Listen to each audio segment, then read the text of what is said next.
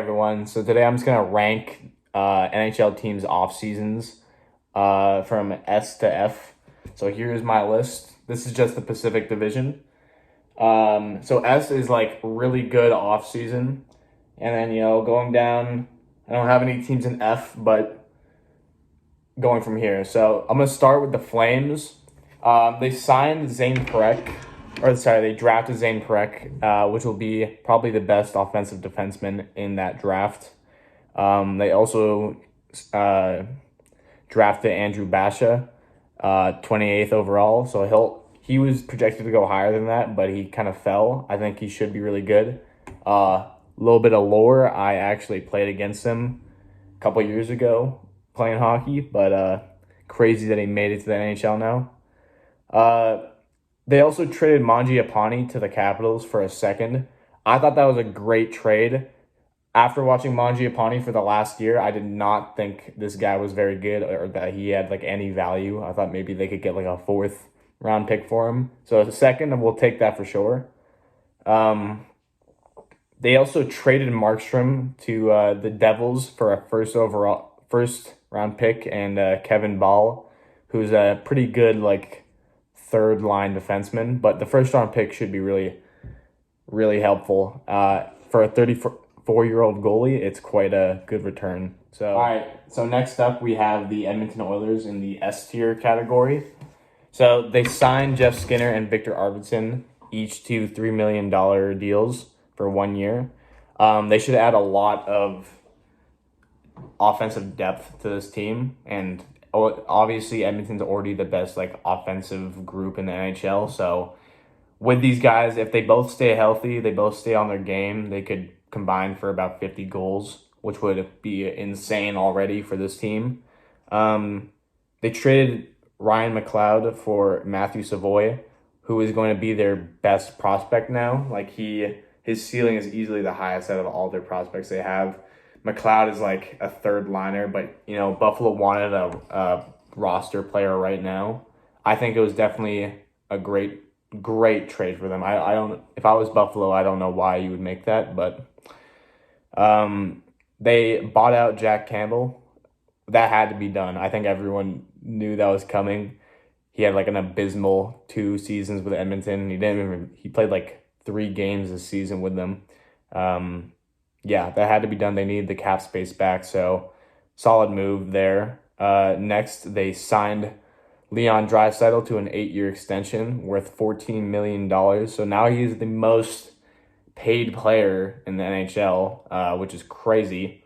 But it was definitely worth it if you think about it. Like they need to win a cup now. Like this is their best chance they're gonna have, the most depth they're gonna have. After this year, they're gonna lose these pieces probably.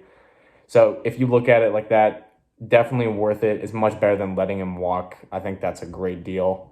They did, however, let their RFAs walk that St. Louis offer sheeted. So Dylan Holloway and Philip Broberg are both gone. They did get a second and a third round pick for them though, so at least they didn't lose them for nothing. It's a little bit of a loss, but I think it was the right move. Holloway, I would have probably re-signed Holloway, but Broberg was like $5 million. Yeah, I would not have taken that. So lastly, they traded a 4th round pick for Vasily Podkolzin from the Canucks. Podkolzin, he hasn't really shined, like he hasn't lived up to his potential in Vancouver, but he was a top 10 pick a couple seasons ago, and this is a low risk move for them. So if he ends up turning out, the Oilers will have another player on their offense that's already the best in the NHL. So crazy season for them. Crazy offseason. That might be the best, I would say, from this division. Next up in the S tier, we have the San Jose Sharks. So they signed Tyler Toffoli to pretty big contract, but I mean, it doesn't really matter what they signed him to because they have so much cap space. They needed to reach the cap floor, and he should play on the first line with Celebrini this year. They needed a teammate for him, so I think that was a pretty good signing. They drafted Celebrini, which bumps him up to S tier pretty much automatically. They also signed drafted Sam Dickinson, who's going to be one of the best defensemen from this draft. He should be like a staple on their power play in a few years. I think that was a really good pick, to be honest. This was a crazy trade. They traded for Jake Wallman and got a second round pick as well for future considerations from Detroit. Honestly, I thought Wallman was like one of Detroit's better defensemen. Like he had at least top three. I would have thought they got rid of Petrie or Sherratt way before Wallman, so I was a little confused. But yeah, that was a great trade for San Jose, and he's not even that old. So by the time they're done their rebuild, he'll probably still be on their team. I think that was amazing. I don't know why Detroit made that move, but so next in the A tier, we have the Vancouver Canucks. So they lost Lindholm and Zadorov, but that was we kind of knew that was going to happen. But they did make some good moves, in my opinion. So they signed Philip Hronik to an 8-year extension for $7.25 million, which is like kind of exactly what I would expect him to sign for. He put like a career high up last season. He definitely deserved that, and he's like the perfect partner to play with Quinn Hughes. So that was a good signing.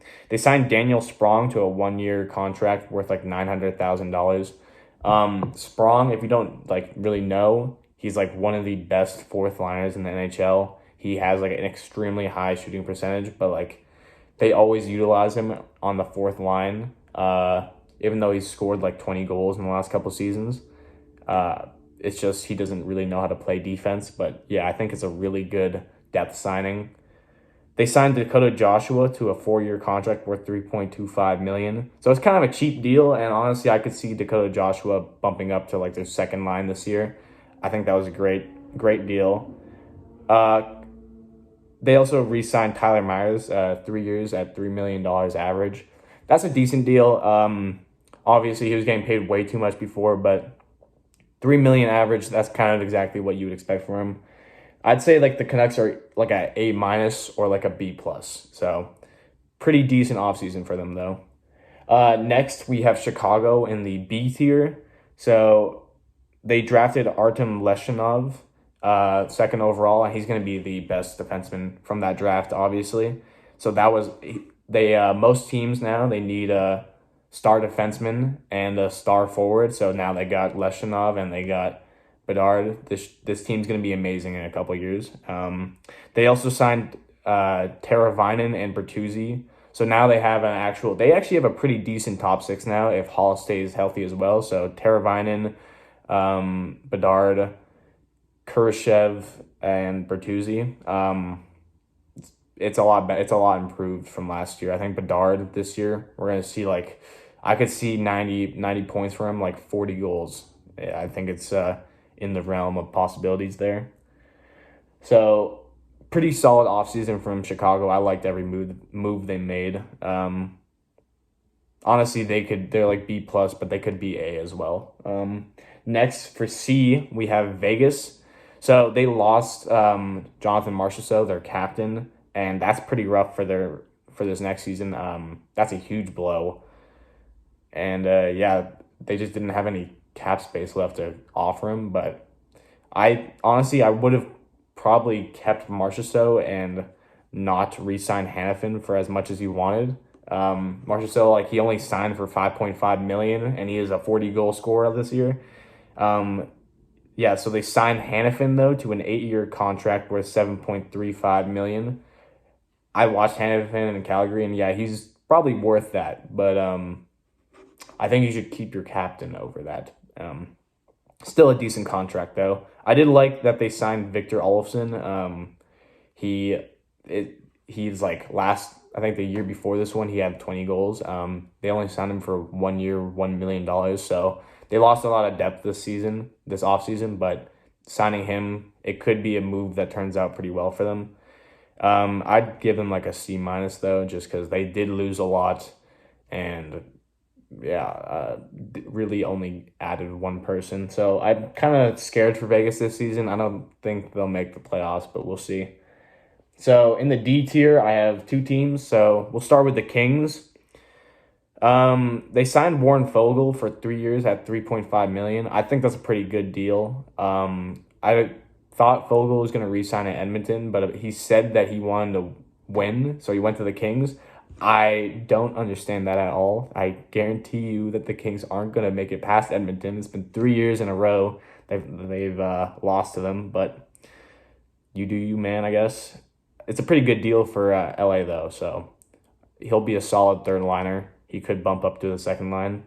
They traded a fourth and a second round pick for Tanner Jeannot from Tampa Bay. Pretty good. Like, it's not really that bad of a deal. I just don't think Tanner Jeannot is worth that at this point. But yeah, he should be a good third, fourth liner.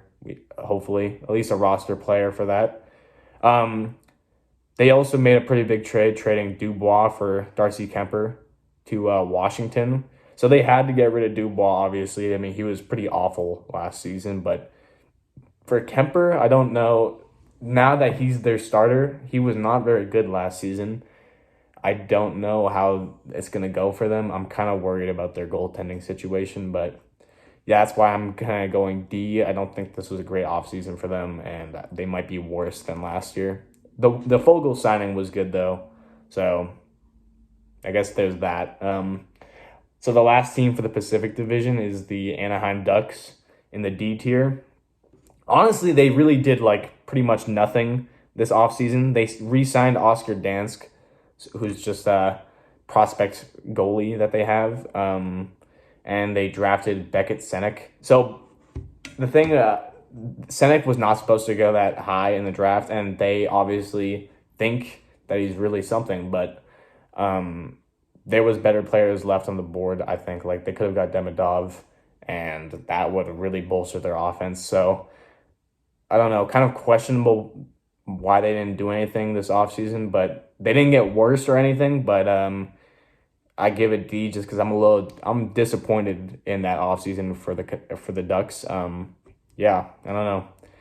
So that's it for the Pacific Division. I'll probably upload videos on the other three divisions in the next couple days.